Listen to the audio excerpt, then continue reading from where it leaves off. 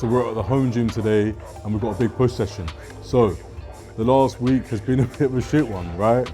Got the flu, got to a point where my esophagus was so sore it was bleeding, ended up with a chest infection. So the first thing that I always have to say to people is, when you go into those sort of areas and you're down, don't try and come straight back to training because you're gonna put yourself straight back in the hole that you just come from. Okay, so for me, if I came back on that Tuesday and went ham straight away, I probably would have woken up Wednesday just as bad as I was, and then I've got to repeat the whole getting better cycle all over again. So where I'm currently at is about week 14 of off season. So food is at 3,300 on training days, about 500 grams of carbs, and then on rest days, carbs dropped to about 450, but then fats increased to help with recovery. Okay, but then that's slightly more calories, 3,400. So in that week, in those 4 days where I was just in bed, I put on 4 kilos, but that weight is already gone. I'm already tighter than I was, but just not as full, obviously, from coming back. So today is gonna be my first full send session, okay? Everything is progressing really well. We're gonna see how things are moving. And yeah, this year is just gonna be about growing into bodybuilding. I'm with my client for the first session today, Gio. I'm gonna run him through a session with myself. And then I've got my other client, Rhys, who I'm gonna be training after. So, one exercise that I always see people doing all the time for their rotator cuffs is this with dumbbells. Right, actually think about where the tension is. When you've got a dumbbell, it's about gravity, okay? So the tension's actually on your bicep, it's not on the rotator cuff at all. Whereas when you're here, using a cable, then it's actually on your rotator cuff. So that's when you actually are gonna warm up your rotator cuff properly. So people actually need to think where the point of tension is when they do an exercise. There you go, man. Just try and keep it set. I'll step away a little bit. Yeah, so there you go. So then the tension's on the whole time. And you should feel it right in there. Yeah? It's like the first thing that everyone injures, so that I always warm them up before I train. Because, yeah, but if you do a dumbbell, it's actually all the tension is on the bicep because gravity. No one actually thinks about that. All the time they're standing there doing that, and I'm like, it's not working your delt at all because the tension isn't coming out. So that's why I use a cable rather, or I get like a little band and put it around my wrist. So with that, I just about got my rep range. So this is the first working set. The rep range is 11 to 15. A lot of people, when they get to the bottom of their rep range, they'll still try and hit the same weight again. Look, your rep range is just a guide. You always want to go to failure. But if you know that you've done 11 on the first one, you've actually truly gone to failure. You need to drop that weight down a little bit to stay within the rep range itself. So now I went from 22.5 with 2.5, so about 24.5 on each side. I'm gonna take that 2.5 off and go for the same rep range again. So with my client Gio, and we are running through my push day with him today. So we're just speaking about different cues. So like even when we were talking about doing our lateral raises there, making sure our pinky is above the thumb to actually hit the lateral head. Because if you think about it, even if you put your arm up like that, here it's hitting your front delt. As soon as you twist and put your pinky above the thumb, you feel your lateral head literally pick up. And then when you're doing a pec deck, you want to imagine like you're getting your elbows to get as close together as possible, rather than just your hands.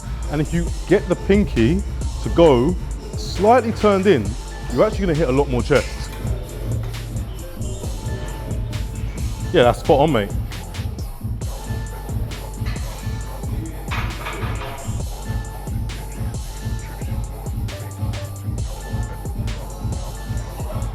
So if I'm doing like an 11 to 15, I'll normally do like 8 reps.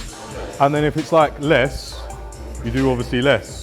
But I find even when it's like if it's a 7 to 11, I still try and maybe do 1 on the 50% for 7, just to get more blood in the area, because I find 5 reps isn't enough. So you have to gauge how your body feels it as well. Like sometimes if you don't feel like you're warm enough to go into it, give yourself an extra warm-up set. There's nothing wrong with doing that.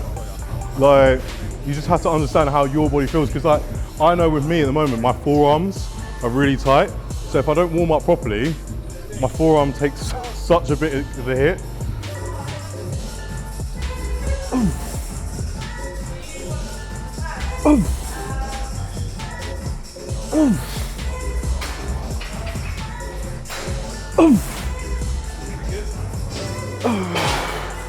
Yeah, we're back.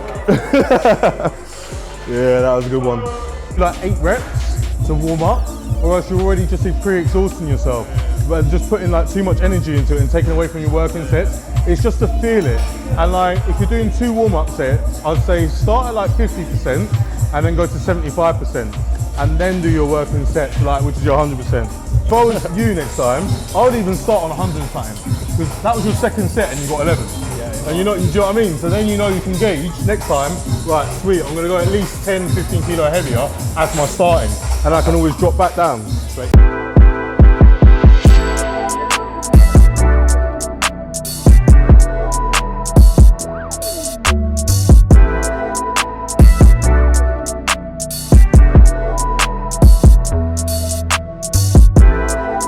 That was a really good session with my client Gio and Rhys, okay?